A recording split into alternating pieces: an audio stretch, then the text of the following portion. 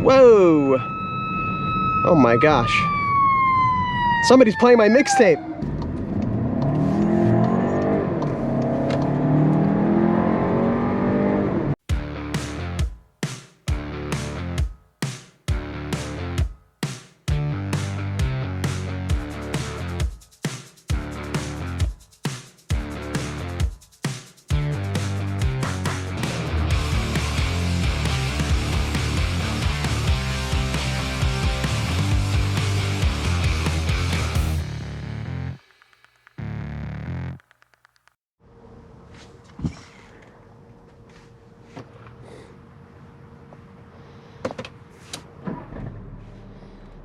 Hey guys, it's Dave from POV Drives, and today we're taking a look at a Volkswagen Tiguan Premium SEL R-Line Edition.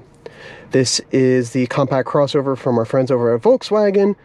We have 184 horsepower, 2-liter turbocharged 4-cylinder engine, made it to all-wheel drive. 4Motion, as they call it, is the all-wheel drive system. Let's check out this 2020 model year. This is the top trim. The base S starts at $25,000 and includes that same powertrain and front-wheel drive. And this is the only compact crossover in its class to offer a third row. With a pretty nice interior, very functional, and lots of space on the interior, and enough for a third row. So let's check it out and give you my thoughts on, is this a good used buy? We're also joined by my good friend Milo, who's freaking out because he's not used to this car. Starting off on the outside, I apologize for the wind. This is painted in Opel white. This is the R-Line edition. So we have a lot of R-Line badging up front, on the side, this blacked out hood in the middle, contrasting with the silver, as well as that black intake on the sides, as you can see. Large 20, I think they're 20-inch wheels. Yeah, large 20-inch alloy wheels that don't really compromise on the ride of this car. Lots of lines, lots of angles and sharp edges that really finish off with this back box and really just make this a very attractive looking option in the space. Hands-free power liftgate included in this top trim. Lots of space back here. I can see why they were able to fit a third row. Large spare tire, very nice. And we are able to lower the seats from here, but this particular car was not able to fold those seats down 60/40 style. And we also get a cargo privacy screen.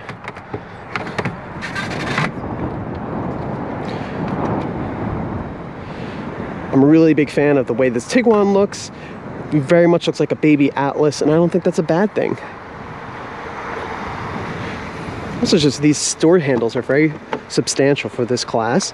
Milo, excuse me, sitting behind myself, excuse me, 5'10". It's okay, buddy, it's okay. It's okay, it's okay.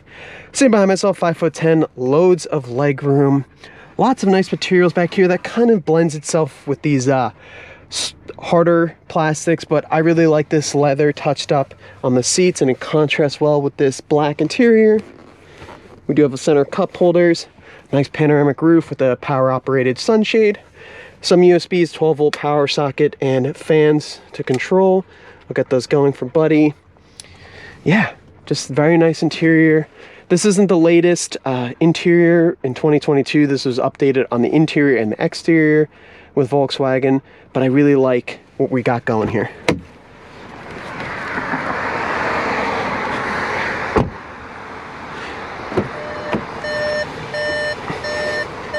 Three-seat memory options, power seats, lumbar availability, and a key warning system to tell me, get your butt in the vehicle.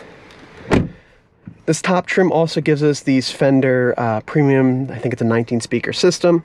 So before we talk about the interior, let's talk about the powertrain. 184 horsepower, 221 pound-feet of torque, turbocharged 4-cylinder, 2-liter. Makes about 22 in the city, 27 on the highway. All-wheel drive, not the most efficient in its class, and honestly, this powertrain made to this 8-speed automatic is kind of a letdown. So quick look through the interior. Again, nice use of soft or plastic, some scratchy harder ones in some high touch areas, but overall it's a very nice interior. I like this kind of matte carbon fiber, this brown contrasting with the black, panoramic sunroof as mentioned. But really, this is what's really nice.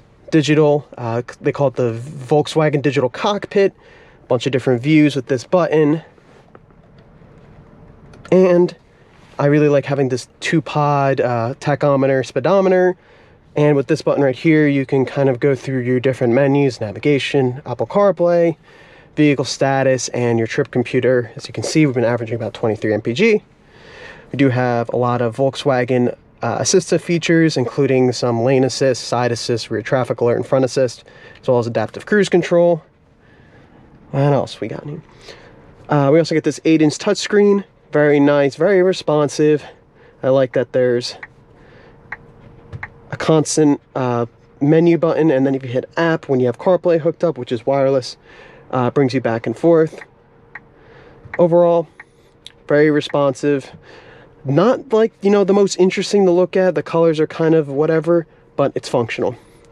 Physical climate control system, single zone up front, but kind of cheap feeling buttons, but they are physical, so that's very nice in 2024. And heated seats and a heated steering wheel. I like this physical shifter. Brings up, when you go into reverse, our reverse camera. Hit menu, you have a 360 camera as well. And you also get Eco, Normal, Sport, and Custom drive modes. We'll start off in Normal. 2 cup holders, kind of a little bit low. Very interesting position in these compact SUVs in terms of how you sit. And some center console storage. Let's get this out on the road. We'll talk quickly about the driving dynamics, the characteristics, and my thoughts versus the competition.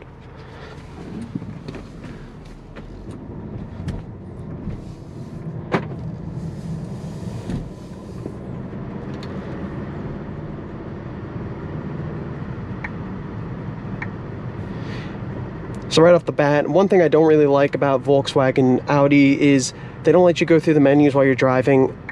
Let me have control, let me take the risk and be stupid looking at screens. Everything is screen haptic feedback nowadays anyways, so really they're not going to let us, you know, go through our menus. I forgot this road is closed.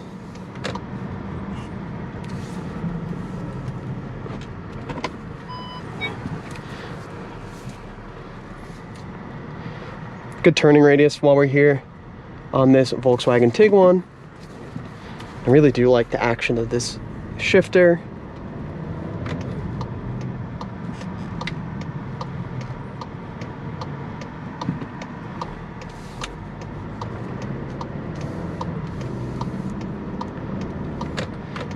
Sorry, auto start stop.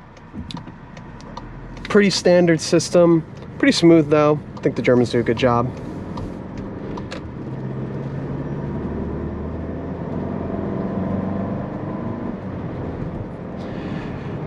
So let's talk about this powertrain. As I mentioned, 184 horsepower, 2-liter turbocharged engine. It's kind of a letdown. A lot of options in the space offer a hybrid and just a higher displacement naturally aspirated 4-cylinder, and I just think in this class, in this price range, this is in 2020 was $40,000, so I imagine prices only go up. I would prefer something a little bit more smoother. I think the turbocharged nature of this is just not very well done for this economical class, and it's not really fuel efficient, especially because there's no hybrid available.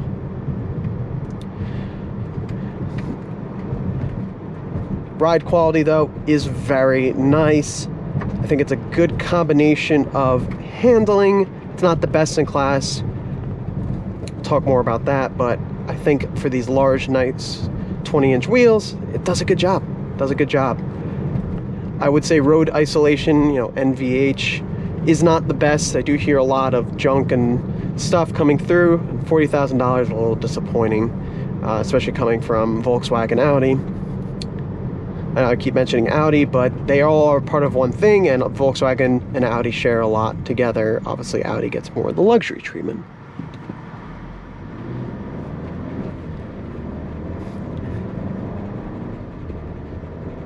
Honestly, this 8-speed is probably the biggest letdown. It's not very smooth shifting. It's not very not very nicely tuned, and I think it lets down this powertrain, which is pretty well isolated from the driver.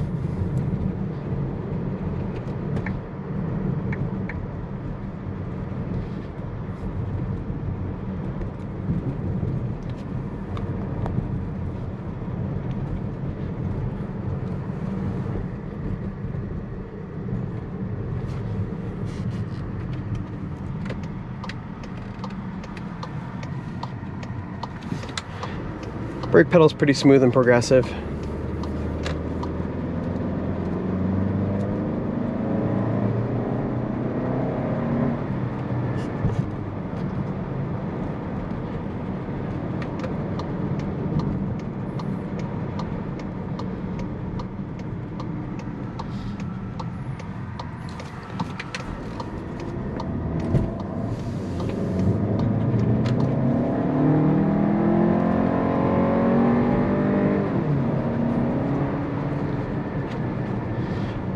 Noticeable turbo lag coming out of that corner.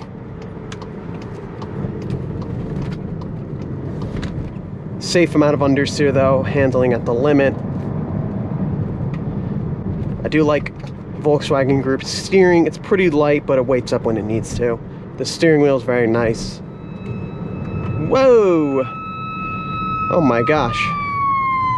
Somebody's playing my mixtape. Jesus. Sorry, buddy.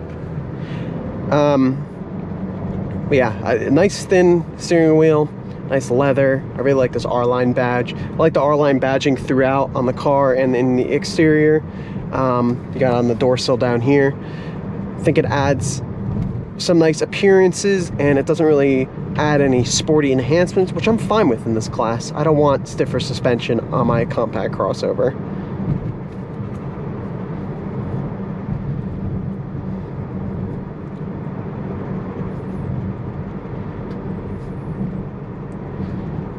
Visibility, very nice all around. A-pillar, pretty thin. I like this little see-through window. B-pillar's a little thick, but I can see around it no problem. And the C is nice, and there's also a little mini window back there as well. Sorry for the quick pans, I'll show you again when we stop. I kind of had a tough time getting a good driving position in this car. I do feel like I'm just kind of sitting on a lifted couch and boat. I believe this Tiguan shares a platform with the Jetta. Correct me if I'm wrong. So it's essentially just that platform lifted on stilts. Check it over into sport. We get a different gauge. I don't really like that I lose my speedometer in the middle. I don't know what this long term means, but yeah, try this sportiness. Not really the car that it's meant for. And then tell you my thoughts about the competition. Guy with no headlights on, being extra safe, and then you got a nice beautiful blue Jeep blinding us behind him.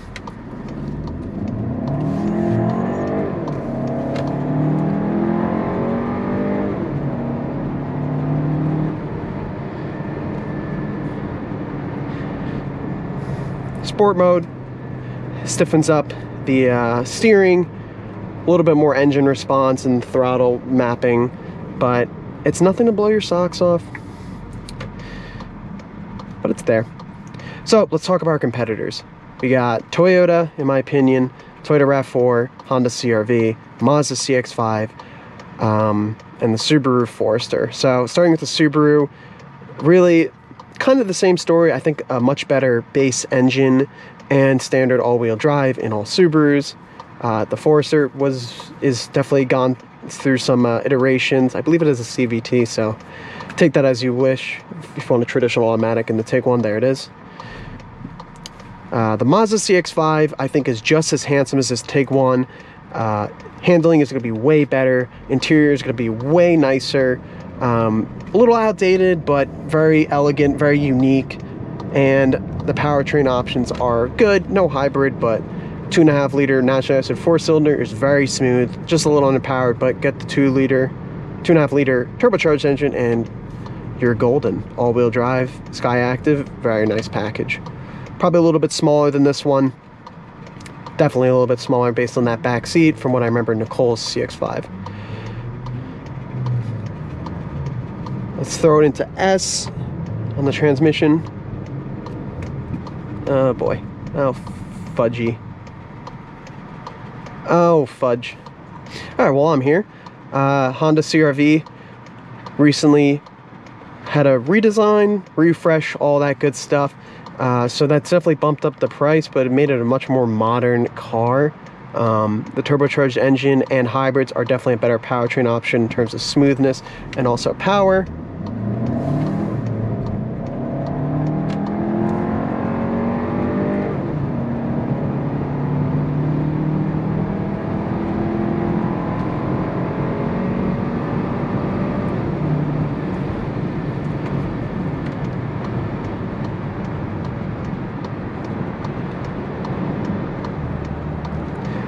CR-V definitely probably has a more elegant interior. It's just a overall very well-rounded, nicely designed car. Finally, Toyota, like the CR-V, available hybrid, but even that 2.5 liter naturally aspirated 4-cylinder, like Mazda, is very good in the Toyota. Definitely a bigger car, probably doesn't handle as well, but reliability, fuel economy, interior materials, overall functionality, I think the Toyota takes the cake. So I'm a little disappointed in this Volkswagen. We will just throw in its adaptive cruise control. Check that out. You can use this button on the left and right to go up and down in terms of your miles per hour. 1 mile per hour increments. Hold it for 5. Whoop, I did more than 5. And you can adjust your distance here. You can also go over to your driver's assistance screen to get a better visualization.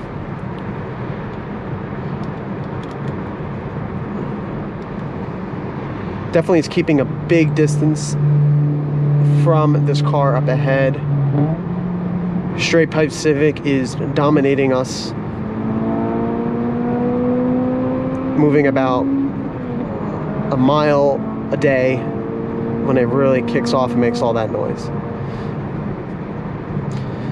So I'll summarize this Tiguan in that very nice interior, very nice design and looks on the interior, exterior. I like that there's a third row available. I like the space. I like the design. I just think the powertrain is a little bit of a letdown for the price that they're charging.